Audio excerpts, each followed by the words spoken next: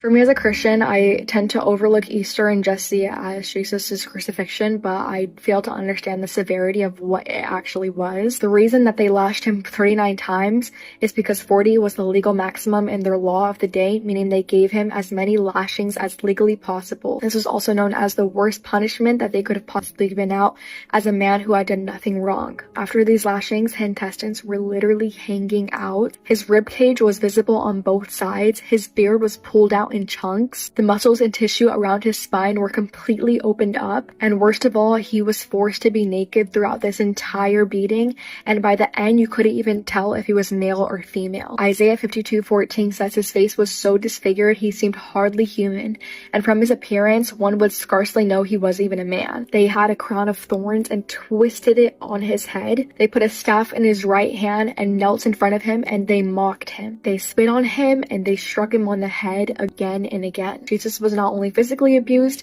he was verbally ambushed with nonstop mockery and pure hatred from just about every person there, including the ones that he loved and always cared for. You would think that was it, but after that he had to carry a 200 to 300 pound cross for miles. To put him on the cross, they used 7-inch nails, ones like you would see on railroad tracks. They put them right through both of his wrists and right through his feet. This was shooting constant, excruciating nerve pain throughout every part of his body. When you're hanging on a cross, it causes extreme suffocation, and to be able to breathe, you legitimately have to pull yourself up. Jesus not only did that, but he did it with thick nails in his wrists, but worse was that his back was exposed, and the tissues would rub up against the splintery of the wood of the cross. He did that same breathing for about 6 hours. Every breath and moment in this time was the most excruciating pain him or anyone else could ever feel. And throughout the entire process, he didn't even say a single word. John 19:28-30 says Jesus knew that his mission was now finished, and to fulfill scripture, he said, "I am thirsty." A jar of sour wine was sitting there, so they soaked a sponge in it,